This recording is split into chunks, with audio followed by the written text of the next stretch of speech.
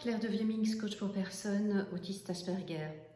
Je suis toujours sur le sujet de l'autisme au féminin et aujourd'hui je vais vous parler des conséquences du camouflage. Je vous ai expliqué dans la dernière vidéo ce que c'était, la manière dont moi j'avais vécu et je vivais encore un petit peu le camouflage, même si maintenant je ne camoufle plus vraiment.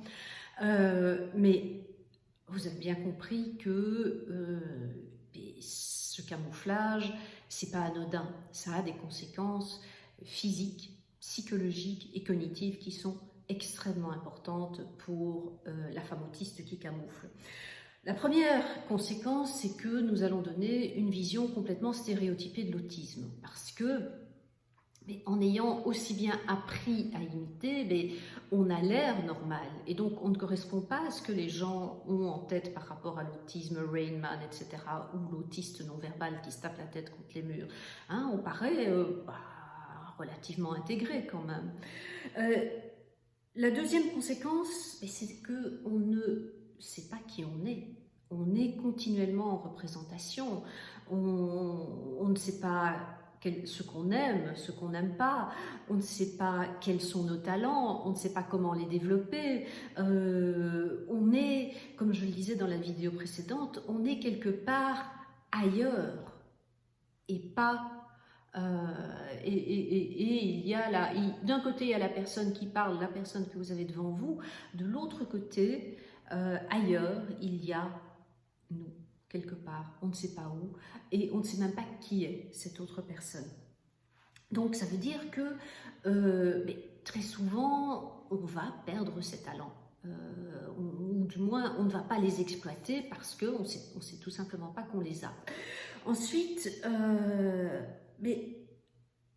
comme je vous ai dit, c'est une dépense, le camouflage, c'est une dépense énergétique monumentale.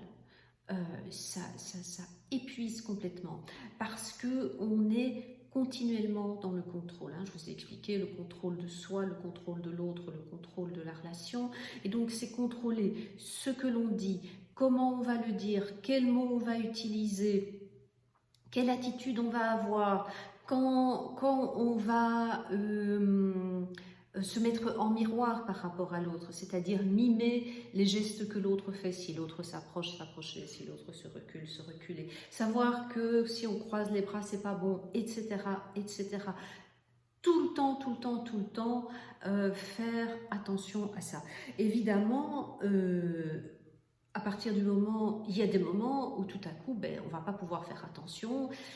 Alors, soit ce sera les moments en famille, soit ce sera les moments où on va déraper et partir au pire vers un meltdown ou vers un shutdown.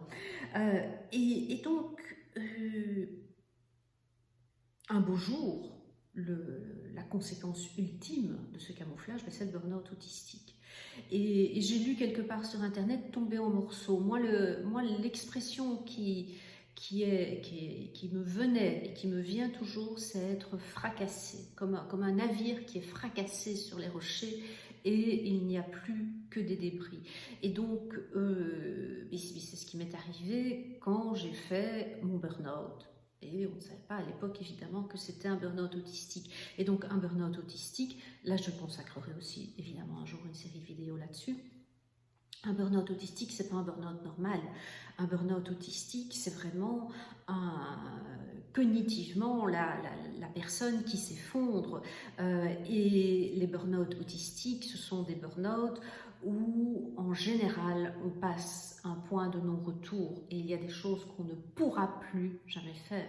Je sais que je ne peux plus rentrer en entreprise. C'est physiquement impossible pour moi.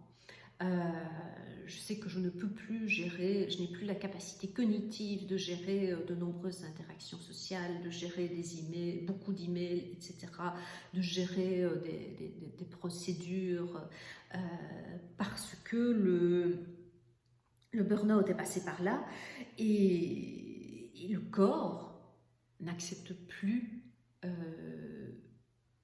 le corps refuse, le cerveau refuse, le corps et donne au corps instruction de refuser ce qui ne convient plus et en générant une fatigue intense et en générant des rechutes de burn-out. Voilà, ceci termine cette vidéo. Dans la prochaine vidéo, j'ai décidé d'ajouter une vidéo supplémentaire et dans la prochaine vidéo sur l'autisme féminin, je vais vous parler des hypersensibilités et des problèmes alimentaires, parce que c'est quand même une de nos grandes caractéristiques aussi. Entre-temps, je vous souhaite une belle journée, une belle soirée. Je vous dis à très bientôt.